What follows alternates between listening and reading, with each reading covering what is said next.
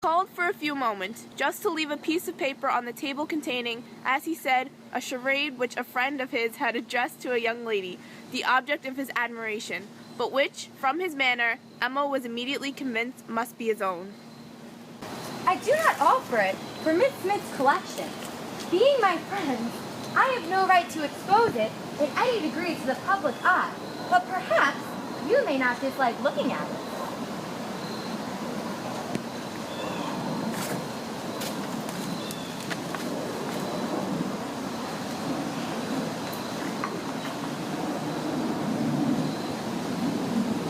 It is for you. Take your own. To Miss Charade. My first displays the wealth and pomp of kings, lords of the earth, their luxury and ease. Another view of man, my second brings. Behold him here, the monarch of the seas. But united, what reverse we have, man's boasted power and freedom all are flown, lord of the earth and seas. He bends a slave, and woman, lovely woman, reigns alone. Thy ready wit, the word will soon supply, may its approval beam in that soft eye.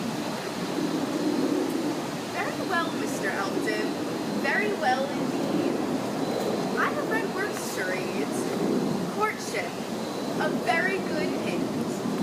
I give you credit for it. This is feeling your way. This is saying very plainly, pray, Miss Smith, give me leave to pay my addresses to you. Approve my charade and my intentions in the same glance. May its approval beam in that soft eye. Harriet, exactly.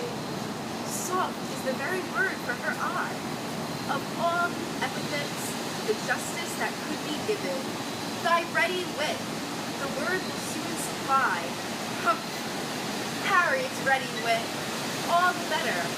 A man must be very much in love indeed to describe her so. Ah, Mr. Knightley, I wish you had the benefit of this. I think this would convince you. For once in your life, you would be obliged to own yourself mistaken. An excellent charade indeed, and very much to the purpose. Things must come to a crisis soon now.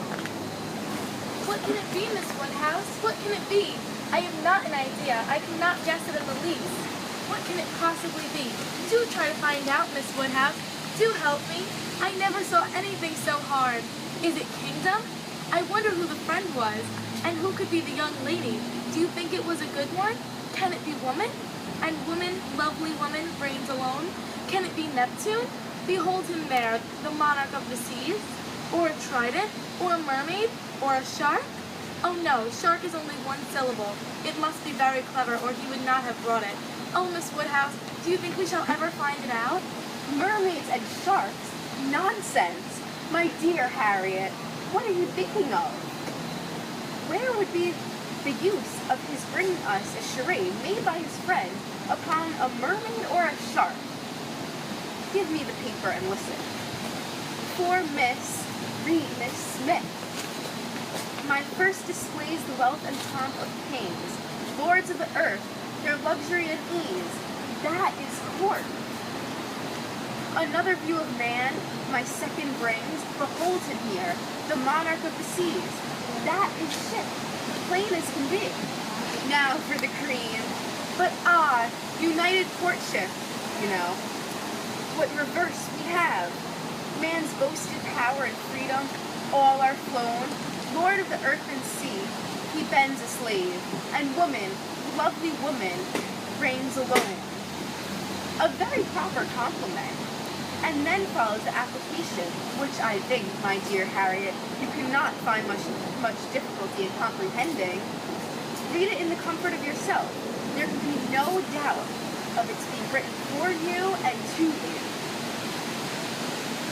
There is so pointed and so particular a meaning in this compliment that I cannot have a moment's doubt as to Mr. Elton's intentions. You are his object, and you will soon receive the completest proof of it. I thought it must be so. I thought I could not be so deceived, but now it is clear. The state of his mind is clear and decided, as my wishes on the subject have been ever since I knew you. Yes, Harriet, just so long as I've been waiting, wanting the very circumstance to happen which has happened. I could never tell whether an attachment between you and Mr. Elton were most desirable or most natural. Its probability and its eligibility have really so equaled each other. I am very happy. I congratulate you, Harriet, with all my heart. This is an attachment which a woman may well feel pride in creating. This is a connection which offers nothing but good. It will give you everything you want: consideration, independence, a proper home. It will fix you in the center of all your real friends. Close to Harriet, and close to Hartfield, and to me, and confirm our intimacy forever. This, Harriet, is an alliance which can never raise a blush in either of us. Dear Miss Woodhouse, whatever you say is always right, and therefore I suppose, and believe, and hope it must be so, but otherwise I could not have imagined it. It is so much beyond anything I deserve. Mr. Elton, who might marry anybody. There cannot be two opinions about him. He is so very superior. Only to think of those sweet verses. To Miss, dear me, how clever. Could it really be meant for me? I cannot make a question or listen to a question about that. It is a certainty. Receive it on my judgment. It is a sort of prologue to a play, a motto to the chapter, and will soon be followed by matter-of-fact prose. It is a sort of thing which nobody could have expected. I am sure a month ago I had no more idea myself. The strangest things do take place. When Miss Smiths and Mr. Eltons are acquainted, they do indeed. And really it is strange. It is out of the common course that what is so evidently, so palpably desirable, what courts the pre-arrangement of other people, should so immediately shape itself into the proper form. You and Mr. Elton are, by situation, called together. You belong to one another by every circumstance of your respective homes. Your marrying will be equal to the match at Randall's. There does seem to be a something in the air of Hartfield which gives love exactly the right direction and sends it into every channel where it ought to flow. The course of true love never did run smooth. A Hartfield edition of Shakespeare would have a long note on that passage. That Mr. Elton should really be in love with me? Me of all people who did not know him, speak to him at Michaelmas?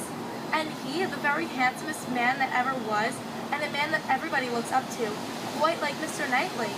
His company so sought after that everybody says he needs not eat a single meal by himself if he does not choose it, that he has more invitations than there are days in the week, and so excellent in the church. Miss Nash has put down all the texts he has ever preached from since he came to Highbury. Dear me, when I look back to the first time I saw him, how little did I think. The two abbots and I ran into the front room and peeped through the blind when we heard he was going by, and Miss Nash came and scolded us away and stayed to look through herself. However, she called me back presently and let me look too, which was very good-natured. And how beautiful we thought he looked. He was arm in arm with Mr. Cole. This is an alliance which whoever, whatever your friends may be, must be agreeable to them, provided at least they have common sense. And we are not to be addressing our conduct to fools.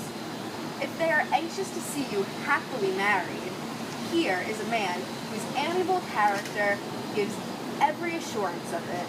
If they wish to have you settled in the same country and circle which they have chosen to place you in, here it will be accomplished. And if their only object is that you should, in the commonplace, be well married, here is the comfortable fortune, the respectable establishment, the rise in the world which must satisfy them.